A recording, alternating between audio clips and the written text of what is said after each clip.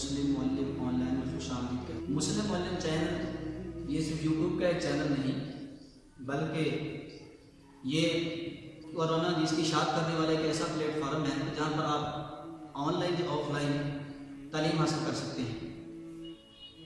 مسلم معلم on line قرآن و حدیث کی تعلیم میں بخوبی سر انجام دے رہا ہے۔ بیرون ملک جو مسلمز ہیں وہ بلا جھجک اپنی غلطی یا جو ان کے اندر کمی کوتاہی ہے قرآن و کریم کے سیکھنے میں یا حدیث کے سیکھنے میں تو وہ یعنی بلا جھجک اس پہ سیکھ بھی سکتے ہیں اور ہمارے علماء کرام مفتیان کرام سے اچھے طریقے سے بخوبی اس کو حاصل بھی کر سکتے ہیں۔ ان تمام سروسز کو حاصل کرنے کے لیے اسکرین پر کچھ نمبر آپ کے ظاہر ہو رہے ہیں، آپ کی اسکرین پر کچھ نمبر ظاہر ہو رہے ہیں، آپ ان نمبر پر رابطہ کر سکتے ہیں اور ان خدمات کو حاصل کر سکتے ہیں۔ ویڈیو کو اسکپ ہرگز نہ کیجیے گا کیونکہ جب آپ ویڈیو کو پورا اینڈ تک دیکھیں گے تب بھی آپ کو سمجھ میں بات آئے گی۔ اس سے پہلے کہ ہم اپنے موضوع کی طرف جائیں، اگر آپ ہمارے چینل پر نئے ہیں تو سبسکرائب اور بیل آئیکن کو ضرور کلک کر دیں تاکہ آپ کو ہماری نئے اسلامی معلومات موصول ہو سکے۔ آج میں آپ کو ان اذکار کے بارے میں بتانے والا ہوں تو رمضان میں کثرت سے کرنے چاہیے اور اس کے فوائد اتنے ہیں کہ جو کہ ہر مسلمان اس کو ڈھونڈتا پھر رہا ہے اور جس کے لیے انسان مارا مارا پھر رہا ہے اس کے متعلقہ اس کے فوائد ہیں جو ہمارے روز مرہ کی کی زندگی کے جو فوائد ہم چاہتے ہیں وہ اس کے اندر اللہ تبارک و تعالیٰ نے اذکار میں چھپائے ہیں۔ نمبر 1، تلاوت قرآن پاک کی کثرت رمضان میں کریں۔ جو انسان چاہتے ہیں کہ میں اللہ سے باتیں کروں تو وہ کیا ہے، تلاوت قرآن پاک کا کثرت سے اس کا ورد کرے، اس کو پڑھے صبح و شام جتنا ہو سکے۔ نبی کریم صلی اللہ علیہ وسلم کا معمول تھا کہ رمضان میں کثرت سے تلاوت قرآن پاک کرتے۔ کوئی آپ سے پوچھتا ہے نا کہ میں رمضان میں کون سا ذکر کروں تو اس کو کہو بھی قرآن پڑھ۔ قرآن اللہ کا ذکر ہے بلکہ اللہ کا کلام ہے۔ جو بندہ قرآن پڑھتا ہے گویا کہ وہ اللہ سے باتیں کر رہا ہے۔ ایک تو اس کی کثرت کرے۔ نمبر 2، پہلا کلمہ طیبہ لا الہ الا اللہ محمد رسول اللہ، اس کی کثرت کرے۔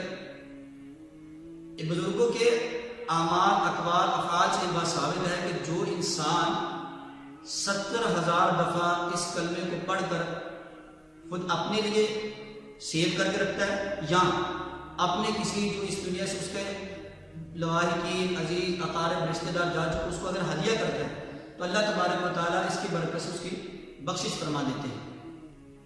نمبر 3 جو ہے وہ ہے جنت کی طلب۔ آپ عربی میں بھی اس کو کہہ سکتے ہیں اللہم انی اسألک الجنہ، اور آپ اردو میں بھی اس کو یہ کہتے ہیں اے اللہ بے شک میں تجھ سے جنت کا سوال کرتا ہوں۔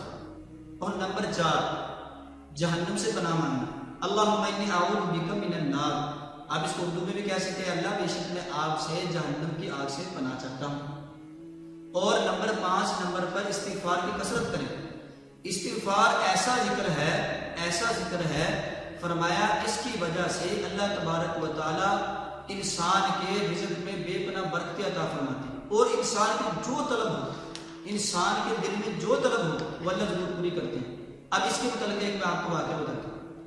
حضرت امام احمد بن حنبل ایک دفعہ حجاز میں گئے تو وہاں پر یوں ہوا کہ رات ہو گئی، تو رات ہوگی تو باہر بیٹھے تھے اور اس طرح میں تھے کہ اب کوئی مجھے آئے اور مجھے لے کر جائے۔